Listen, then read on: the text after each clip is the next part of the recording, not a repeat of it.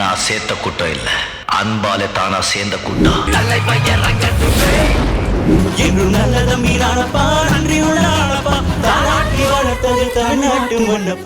இது வந்து 50வது வருஷம், அவருடைய கலை உலகத்தில் 50வது வருஷம். எல்லா எல்லைகளையும் கடந்து அவர் வந்து நம்ம வந்து பாராட்டு தெரிவிக்கணும். ஆனால் நீங்கள் வந்து பாராட்டு தெரிவிக்கலாம் கூட பரவாயில்லடா, ஆனால் வன்மத்தை எது கொட்டுறீங்கன்னு மெயின் ஸ்ட்ரீம் மீடியாக்கள் அதை செய்கிறாங்க. ஏன் இந்த மற்ற சினிமா உலகத்தில் இருக்கிற மாதிரி ஏன் உங்களுக்குலாம் அந்த ஒற்றுமை இல்லை? குரோதம் கொண்டவர்கள் வந்து பார்த்தீங்கன்னா ரஜினியை சுற்றி இருக்கிறாங்கன்ட்டு நான் நினைக்கிறேன். இவங்களுக்கு மனதளவில் வந்து பார்த்தீங்கன்னா ஒரு வஞ்சம் இருக்குது ரஜினி மீது. அதனால தான் வந்து அந்த கேலி கிண்டலோடு தொடங்குறாங்க. எப்படி வந்து இந்த சென்சார் சர்டிஃபிகேட்டில் வந்து ஏ சர்டிஃபிகேட் கொடுத்தாங்க? ஒன்று வரலாறுல இல்லாத ஒரு விஷயத்தை பண்ணாங்க. என்னென்னா, இந்த ஏ சர்டிஃபிகேட்டை நீங்கள் ஃபாலோ பண்ணனா வந்து நாங்கள் ஒழுங்கு நடவடிக்கை எடுப்போம்னு சொல்லி எல்லா தியேட்டருக்கும் அனுப்பியிருக்கிறாங்க. போர்டு வச்சாங்க வெளியில். சில தியேட்டர்கள் வந்து வெளியில் போர்டு என்னன்னு கேட்டால் 12 வயதுக்கு வந்து உட்பட்டவங்களும் அனுமதிக்க மாட்டாங்கன்னு சொல்லிட்டு, அப்போது திட்டமிட்டு வந்து தியேட்டருக்கு ரசிகர்கள் வரக்கூடாது. குறிப்பிட்ட தியேட்டரில் தான் இதை பண்ணாங்க. அந்த தியேட்டரில் பின்னணியை விசாரிக்கும் போது அந்த தியேட்டரோட உரிமையாளரே வந்து பார்த்தீங்கன்னா விஜய் ரசிகராக இருக்கிறாங்க. ரஜினியார் கூட்டம்னா அவருடைய பணியாளர்களாக இருக்கட்டும், அல்லது லதா ரஜினிகாந்த் அவருடைய பணியாளர்களாக இருக்கட்டும், எல்லாருமே சம்பளத்துக்கு வேலை செய்யக்கூடிய பணியாளர்கள். அவங்களே பிளாக்ல டிக்கெட் விற்றுருக்குறாங்க. இவருக்கு கண்ணுக்கு தெரியாத என்ன சொன்னா கத்திகளும் ஈட்டிகளும் வந்து விஷப்பாம்புகளும் சுற்றி இருக்கிறத தான் நான் பார்க்குறேன்.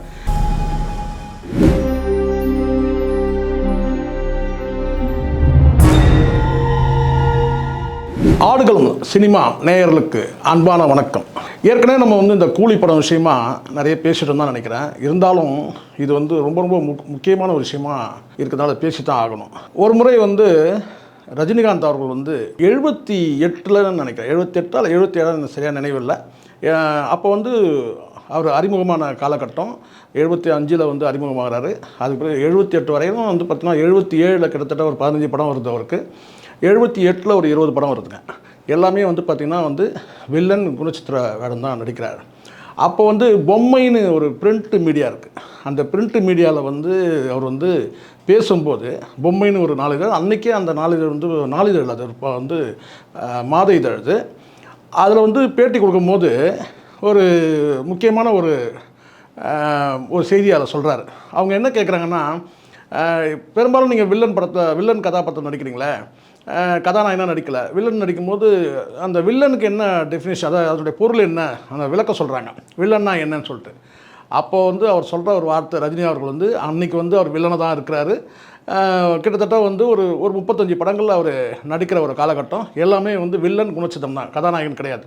79ல் பாதிக்கு பிறகு தான் அவர் வந்து கதாநாயகனாக வர்றாரு. அப்படி இருக்கும்போது அவர் சொல்கிறாரு, வில்லன்னா என்னென்னா அளவுக்கு அதிகமான சுயநலம் கொண்டவன் தான் வில்லன் அப்படின்னு சொல்கிறாரு.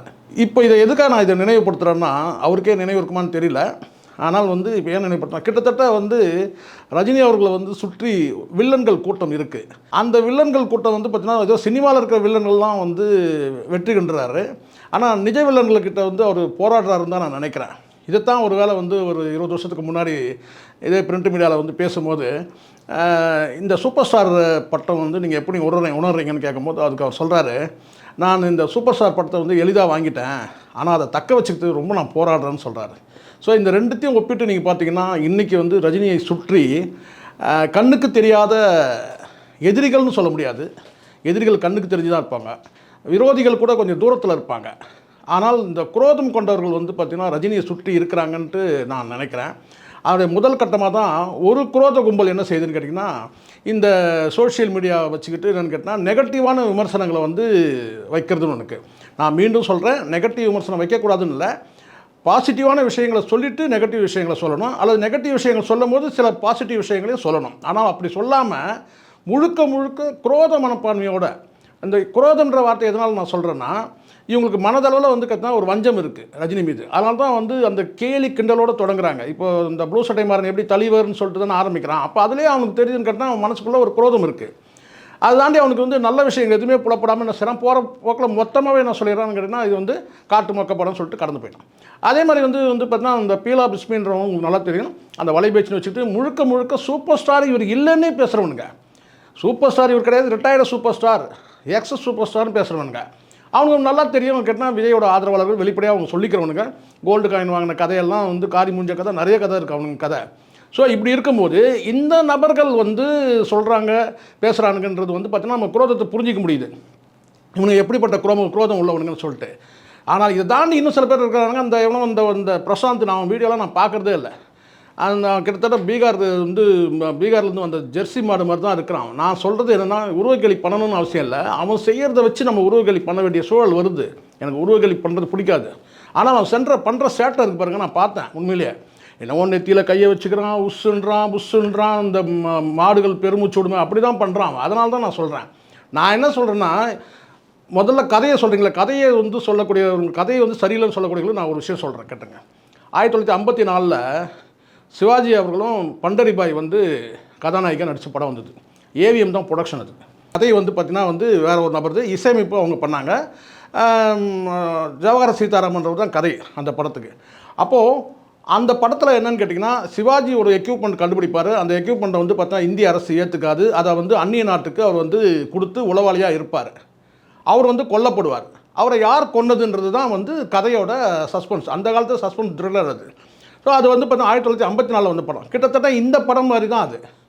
அந்த சாயல் இந்த கதையில் இருக்கும். அன்றைக்கி 1954 இப்படி வந்து ஒரு எக்யூப்மெண்ட் கண்டுபிடிச்சி அந்த எக்யூப்மெண்ட்டை வந்து பார்த்தீங்கன்னா இந்திய அரசு ஏற்றுக்காமல் அதை அந்நிய அரசுக்கு கொடுத்து அதன் மூலமாக வந்து ஒரு உளவாளியாக செயல்படும் போது அவர் கொல்லப்படுவார். அந்த கொலையை யார் செய்தாங்கன்றது தான் இன்வெஸ்டிகேஷன்.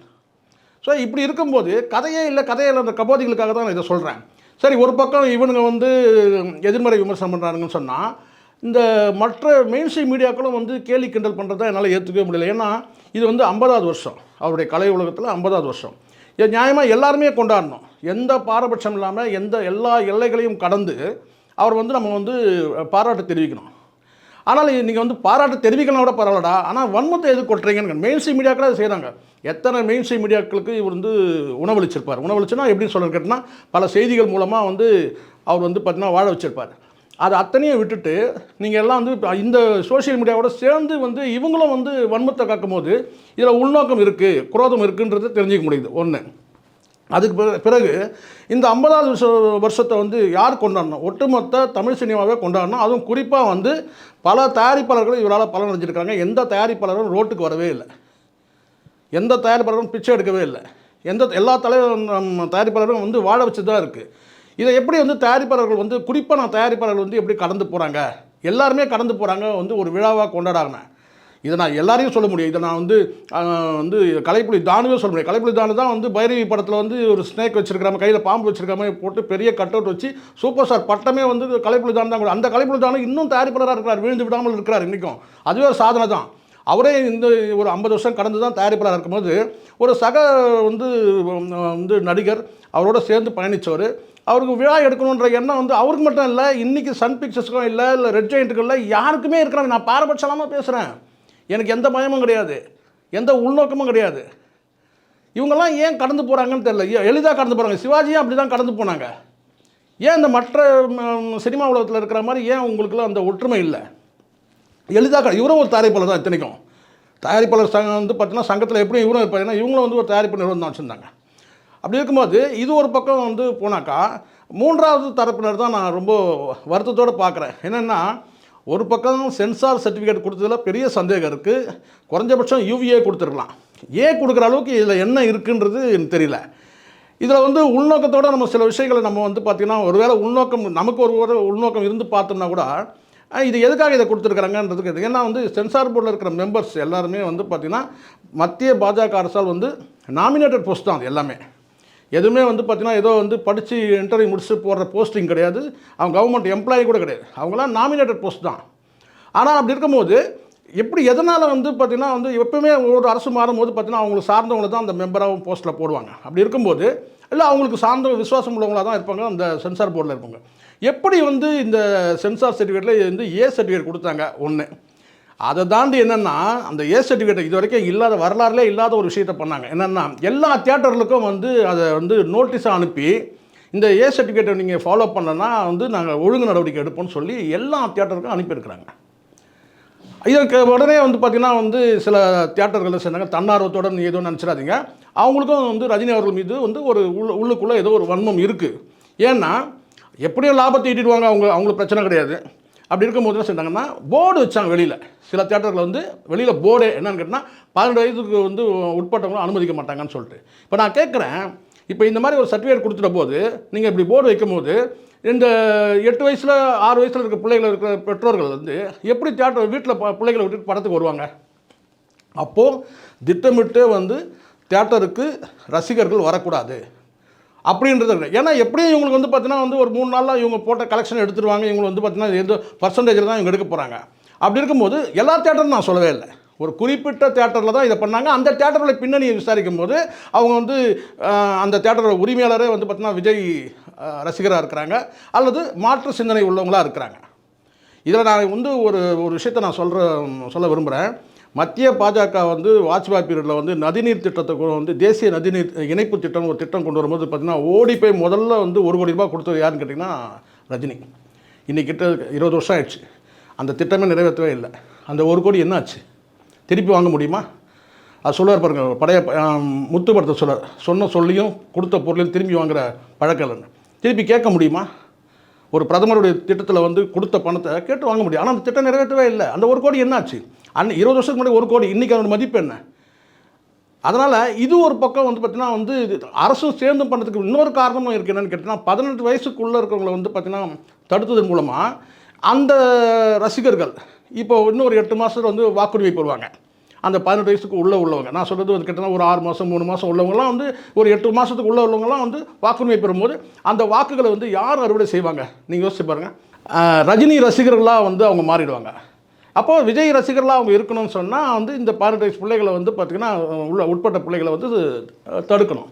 ஸோ இப்படி தடுக்கும்போது இயற்கையாகவே அவங்க பெற்றோர்களும் வந்து வராமல் தானே போயிடுவாங்க. இது ஒரு பக்கம். இதாண்டி முக்கியமான விஷயம் கேட்டால் இந்த 50வது இந்த அந்த பொன் விழாவை உண்மையிலே கொண்டாடக்கூடியவங்க யாருன்னு கேட்டிங்கன்னா வந்து தலைமையில் தூக்கி வச்சு ஆட வேண்டியன்னு கேட்டால் நடிகர்கள் பட்டாளம் தான். நடிகர் சங்கம் இது வரைக்கும் வந்து பார்த்திங்கன்னா இது சம்மந்தமாக அவருக்கு வந்து இந்த வாழ்த்து தெரிவித்த மாதிரியும் இல்லை, அது சம்மந்தமாக எந்த விழாவும் எடுக்கிற மாதிரி இது வரைக்கும் வந்து இந்த 4 நாட்களாக ஆகஸ்ட் 15லேருந்து எடுத்துக்கிட்டிங்கன்னா இந்த 4 நாட்களாக அந்த மாதிரி செய்தி எதுவுமே இல்லை. அப்போது இது வந்து இப்போது உபேந்திரா எடுத்துக்கிட்டிங்கன்னா இதில் கர்நாடகாவில் உபேந்திரா வந்து பார்த்திங்கன்னா கேக் வெட்டி கொண்டாடுறாரு இவருடைய 50வது ரஜினி அவர்களுடைய 50வது வருஷத்தை. அப்படி இருக்கும்போது இவங்களுக்கு வந்து பார்த்திங்கன்னா இங்கே இருக்கிற நடிகர்கள் சக நடிகர்கள் சரி நடிகர் சங்கத்துக்கும் அந்த எண்ணம் இல்லை. நடிகர் சங்கத்தோட அந்த கட்டிடம் வந்து உருவாகாமல் அதை உருவாகிறதுக்கும் அல்லது வந்து கேட்டால் அந்த அடிமனையெல்லாம் கடனில் இருக்கும்போது அந்த கடனை அடைச்சது 2 பேர். அதில் குறிப்பாக வந்து பார்த்திங்கன்னா விஜயகாந்த் அவர்கள் அந்த கடன் அடைக்கிறதுக்காக சில முன்னெடுப்புகளை எடுத்தார். அதில் வந்து முக்கியமாக ஒத்துழைப்பு கொடுத்தது கேட்டால் வந்து சூப்பர் ஸ்டார் அவர் கலை நிகழ்ச்சி நடத்தும் போது பார்த்திங்கன்னா விஜயகாந்தோடைய அழைப்பை ஏற்று போனார். பல கலை நிகழ்ச்சி விழாவுக்கு போனதில்லை. ஆனால் விஜயகாந்தோடைய அவர்களை அந்த அழைப்பு அதுக்கு காரணம் என்னன்னு கேட்டால் இந்த நடிகர் சங்க கடனை அடைக்கணுன்றதுக்காக அந்த கடனை அடைச்சதில் பெரும்பங்கு முக்கிய பங்கு விஜயகாந்த் அவர்களுக்கும் ரஜினிகாந்த் அவர்களுக்கும் இருக்குது. ஸோ இப்படி இருக்கும்போது இதை வந்து பார்த்திங்கன்னா நடிகர் சங்கம் கொண்டாடணும் உண்மையிலே இந்த 50வது ஆண்டு விழாவை. ஆனால் இவங்க எளிதாக கடந்து போகிறாங்க. கடந்த காலத்தில் உங்களுக்கு தெரியும் சிவாஜி அவர்களுக்கும் அப்படி தான் வந்து கடந்து போனாங்க. அதுக்கு பிறகு வந்து கேட்டால் வந்து கமல் அவர்களுக்கும் அப்படி தான் வந்து எளிதாக கடந்து போனாங்க. எல்லாமே வந்து தனியார்கள் தான் இந்த நிகழ்ச்சியை வந்து சேட்டலைட் சேனல்கள் தான் நடத்தினாங்க தவிர இந்த நடிகர் சங்கம் எடுத்து பண்ணவே இல்லை. ஆனால் அதே வந்து விஜயகாந்த் அவர்கள் வந்து கலைஞர்களுக்கு வந்து கலையுலக பொன்விழாவை வந்து விஜயகாந்த் நடிகர் சங்கத்தில் இருக்கும்போது அவர் எடுத்து செஞ்சார். ராதா ரவி இவங்கெல்லாம் எடுத்து செஞ்சாங்க. இன்றைக்கும் கூட நான் சொல்கிறேன், இந்த பொன்விழா வந்து இந்த நிர்வாகிகள் இல்லாமல் ஒருவேளை வந்து சரத்குமாரோ அல்லது ராதாரவி அவர்களோ வந்து இருந்தாங்கன்னா எளிதாக கடந்து போகும். தனிப்பட்ட மனமாச்சரியங்கள் வந்து எல்லாருக்கும் எல்லாருமேலேயும் இருக்கலாம். ஆனால் ஒரு சங்கம்னு நடத்தும் போது பொது நோக்கத்தோடு இதை வந்து பார்த்திங்கன்னா எடுத்து செய்யணும். அது நாசராக இருக்கட்டும், விஷாலாக இருக்கட்டும், அல்லது யார் வேணும் எந்த நிர்வாகி இருந்தாலும் தனிப்பட்ட மனமாச்சரியங்களை ஒதுக்கிட்டு இது போன்ற விழாவை எடுத்து நடத்தணும்.